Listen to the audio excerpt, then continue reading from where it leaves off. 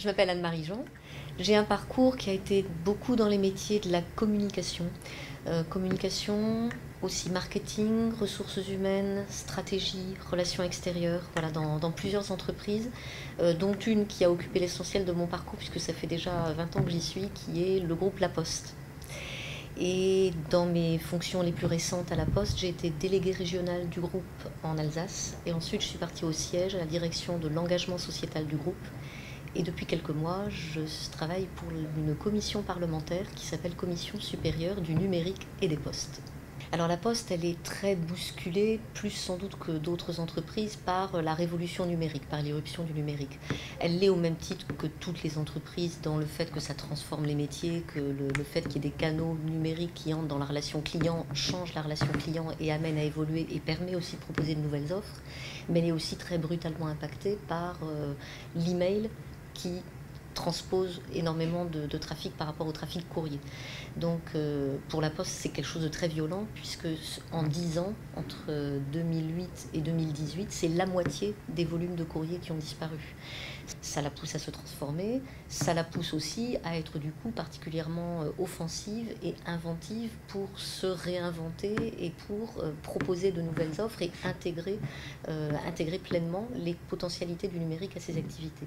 Et l'un des angles de la Poste pour effectuer cette transformation, c'est de partir de son capital, de ce qu'elle est du point de vue de tout le monde, c'est qu'elle est un acteur de confiance auquel on peut confier de l'argent, confier des missives, confier des colis, des choses importantes. Un acteur de confiance qui est un acteur de lien, qui permet de faire de la mise en relation. Et donc, la Poste a capitalisé là-dessus. Il y a en plus quelque chose qui s'appelle la prestation de serment. Vous ne le savez peut-être pas, mais depuis plus de 100 ans, les postiers prêtent serment. Moi-même, en entrant dans l'entreprise, j'ai prêté serment pour respecter l'intégrité des correspondances qui me seraient confiées, même si je n'ai jamais été facteur, pour respecter les sommes qui me seraient confiées, même si je n'ai jamais été dans le métier du conseil financier. Et depuis déjà 2014, ce qui montre quand même que c'est une prise de conscience assez ancienne au regard de ces sujets de la part de la Poste, cette prestation de serment est étendue aux données numériques. Nous sommes, à ma connaissance, la seule entreprise au monde à compléter toute l'artillerie d'engagements contractuels qui sont solides avec un engagement sur l'honneur de chacun des collaborateurs. C'est quelque chose de très puissant. Ce monde numérique, la confiance est un aspect majeur. Et que le monde numérique, il fonctionne avec des données de tous les côtés. Et que cette circulation de données, c'est génial parce que ça permet de faire plein de choses. On est tous très contents. Quand on cherche une adresse, hop, on tape sur l'appli, on nous dit où c'est. L'appli, elle va retrouver toute seule où on est la dernière fois. C'est vachement chouette, on gagne du temps. Si on réfléchit un tout petit peu sur qu'est-ce qui peut être fait de ces données derrière, il peut y avoir des choses pas très sympathiques. Il peut y avoir des choses qui font gagner de l'argent à des entreprises alors qu'on ne l'a pas souhaité, qu'on n'a pas donné notre consentement pour ces données. Et puis il peut y avoir des choses beaucoup plus dangereuses aussi de la part d'organismes qui ne seraient pas complètement honnêtes. Une entreprise qui est équilibrée en termes de répartition homme-femme. Il y a même un peu plus de femmes que d'hommes au total, y compris dans l'encadrement. Et la révolution numérique touchant tous les métiers, la révolution numérique touche absolument tout le monde, les femmes comme les hommes. Donc la façon dont la Poste travaille là-dessus, c'est d'avoir d'une part un programme de formation qui assure un socle de sensibilisation au numérique et de formation aux outils numériques dont a besoin chacun là où il est. Et puis bien sûr, ça a fait émerger des nouveaux métiers, des métiers de data scientist, des métiers de webmaster, des métiers liés au digital. Et là, la Poste a aussi une politique de formation la plus ouverte possible et de formation interne, c'est-à-dire d'ouvrir au maximum ces nouveaux métiers à des gens qui sont déjà dans l'entreprise. Et notamment, il y a eu un programme de formation avec Simplon pour permettre à des personnes issues de tout métier, il y a notamment des facteurs qui l'ont suivi, qui avaient envie de se former au code, d'apprendre le code avec Simplon et d'entrer ensuite dans des services informatiques. Hommes et femmes, là encore, la Poste vraiment pousse.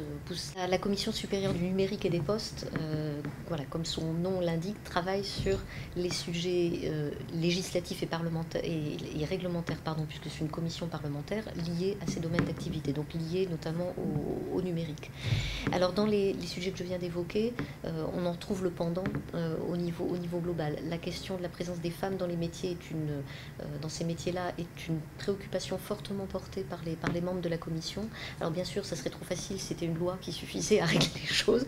Ceci dit, si à un moment donné, il apparaît que dans le corpus législatif, il y a quelque chose à changer, eh bien, ce sont les parlementaires de la commission qui vont être en première ligne pour le porter. Bon, il semble que ce soit plutôt ailleurs quand même. Donc les membres de la commission sont actifs, sont impliqués. La présidente, par exemple, de l'association Femmes at Numérique est une députée qui est première vice-présidente de la commission supérieure. Donc ça montre bien le lien entre les deux. Et c'est vraiment un enjeu auquel tous sont très sensibles parce que les parlementaires, par définition, ils sont issus de tous les points du territoire, les plus ruraux comme les plus urbains. L'une des dimensions qu'ils identifient tous très bien dans le numérique, c'est l'évolution des modes de travail que cela permet, et notamment les possibilités de travail à distance, de télétravail, qui intéressent énormément les territoires ruraux, les territoires qui ne sont pas des métropoles de façon générale. Et du coup, le fait que les métiers, les activités liés au nouveau potentiel du numérique soient accessibles à tous est quelque chose qui leur tient particulièrement à cœur. Et puis sous un autre angle, ils sont soucieux aussi du développement économique du pays, du fait que les entreprises françaises se saisissent pleinement des opportunités du numérique. Or, une des choses qu'on observe, c'est que beaucoup d'entreprises aimeraient pouvoir aller plus vite, se développer davantage dans le numérique, mais ont du mal à trouver des ressources, ont du mal à trouver des personnes à embaucher qui soient formées. Et c'est vrai que quand on voit des formations informatiques ou numériques très très bien faites, mais dans lesquelles il y a 90% de garçons, c'est un peu dommage parce qu'on se dit que du coup, le marché de l'emploi se prive quasiment de la moitié du potentiel et que donc il faut vraiment agir. Donc chacun avec son angle essaie de pousser cela pour la sensibilisation à l'école dès le plus jeune âge. Tout ce qui contribue à casser les stéréotypes de genre est évidemment important, d'avoir des modèles féminins autour du numérique, d'inciter les femmes à aller vers ces métiers et à de façon générale appréhender que ce ne sont pas que des métiers techniques. Souvent la technicité attire moins les femmes que les hommes. C'est pas une généralité, mais c'est quand même souvent vrai. Or, les impacts du numérique, la compréhension des questions de données notamment, c'est pas qu'une question technique. Comprendre les questions de données, c'est majeur pour des gens de marketing, par exemple. Les gens de marketing passent leur temps à brasser des données, à brasser des études. Si les gens de marketing n'intègrent pas bien les questions liées aux données, il y a un bug, ça ne fonctionne pas. Donc il y a des tas de métiers d'activité qui ne sont pas intrinsèquement des métiers techniques ou nécessitant de la technicité, mais qui intègrent cette nouvelle vision des choses, parce qu'aujourd'hui, la donnée est absolument partout. Et donc c'est important de bien comprendre où elle se niche et comment on peut l'utiliser au mieux. Alors, autre angle pour la commission, au-delà des métiers, c'est donc globalement la question de l'encadrement, là encore législatif réglementaire, des questions de circulation des données. Alors, on a en France le RGPD, le règlement pour la protection des données, règlement général pour la protection des données, qui a beaucoup fait parler de lui l'année dernière quand il est entré en vigueur au mois de mai, parce qu'on a tous reçu des tas de mails où on nous demandait de bien confirmer que nous voulions recevoir telle newsletter, etc. etc. Ça a causé du travail à beaucoup de gens pour mettre ça en place, mais au-delà de l'aspect anecdotique qui a fait sourire beaucoup de monde à ce moment-là, d'une part, il faut bien se rendre compte que c'est un cadre qui est aujourd'hui au plan international très reconnu. Il est assez exemplaire. Il est sans doute le cadre le plus protecteur au monde pour les données individuelles. Mais il faut aussi identifier qu'il repose sur un élément qui n'est pas forcément garanti, qui est la notion de consentement éclairé. C'est-à-dire le règlement pour la protection des données part du principe que dès lors que vous avez donné votre accord de façon éclairée, en comprenant ce que vous faisiez en donnant votre accord, la personne à qui vous avez donné l'accord peut du coup utiliser avec votre accord ces données. Voilà, c'est très basique, mais cette notion de consentement éclairé n'est pas si basique que ça. On a tous l'expérience de se connecter à un site parce qu'on cherche rapidement une information, on veut l'avoir tout de suite, on voit apparaître le petit texte standard, veuillez accepter les conditions, poum, on coche parce qu'on veut vite accéder et on ne prend pas le temps de lire.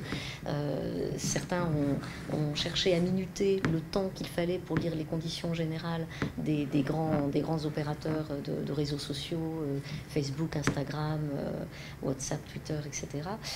Je crois que le pire de tous, c'est WhatsApp. Il me semble qu'il faut 127 minutes avec un temps de lecture normal pour arriver à lire l'intégralité des conditions générales d'utilisation.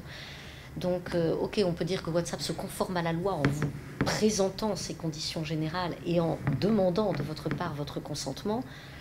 qui prend le temps de tout lire avant de donner son consentement? Et donc peut-on vraiment dire qu'il s'agit là d'un consentement éclairé? Il ne s'agit pas de se faire peur en disant que dès qu'on a donné une donnée à une entreprise, à un opérateur, ça y est, il va l'exploiter de façon épouvantable. Mais il faut quand même se poser des questions, identifier ce que ça signifie de confier des données, et que du coup chacun puisse se faire son choix éclairé sur les données qu'il est prêt à partager et celles dont il considère qu'il vaut mieux les garder. Et donc là, on a tout un travail sociétal à faire, un travail d'éducation. Pour ma part, je pense que l'éducation nationale doit vraiment s'emparer de ça, que ça doit faire partie des savoirs de base qui soient enseignés, de comprendre l'information, la vérification de l'information, les données, ce que signifie ce consentement à des données, et puis que tout au long de la vie, dans toutes les formations, il y ait des formations là-dessus. Et je pense que c'est important aussi que les médias soient conscients de ça, et qu'il y ait aussi le rôle d'éducation des médias qui puissent jouer à ce sujet, parce qu'on a vraiment là quelque chose de l'ordre de l'intérêt général. Ces questions autour des données, on peut les prendre par énormément de bouts. On peut les prendre par des bouts techniques, parce qu'en effet, pour traiter les données, il faut programmer des algorithmes pour les utiliser. Donc il y a des dimensions techniques. Mais la dimension technique, elle est, selon moi, très minoritaire là-dessus. Dès lors qu'on parle d'algorithmes, de programmation d'algorithmes, il y a des choix. On fait des choix. On sait que derrière tout algorithme, il y a des présupposés ou des hypothèses de base. Et c'est extrêmement important de poser ces hypothèses et d'être conscient de l'importance qu'elles ont. Après, le travail technique se fait, et il se fait plus ou moins bien. On peut faire des erreurs ou pas, selon qu'on est bon technicien ou pas. Mais ce qui est très important, c'est ce qu'on a posé au départ comme hypothèse. Et dans tous les traitements, il va y avoir cette notion de qu'est-ce qu'on recherche, par quel angle, par quel biais on le prend, et comment l'utilisation va être faite. Et l'utilisation, elle correspond à tous les domaines d'activité. Il y a des utilisations dans le domaine de la santé, par exemple. Il y a des vrais débats de société sur jusqu'où on va dans l'exploitation des données de santé. En même temps, qu'est-ce qui se passe de toutes ces données, et si elles vont entre les mains de mon assureur qui va avoir à décider si demain on me donne un contrat d'assurance vie, est-ce qu'on ne va pas estimer que mon risque il est trop important parce qu'on a constaté que je montais de moins en moins d'escaliers, que je prenais 1 kilo tous les ans? Voilà. ça c'est des questions dont il faut s'emparer. Et ça n'a rien de technique. C'est absolument pas de la technique. C'est vraiment du débat de société, du débat d'éthique, du travail sur le fond de ces sujets.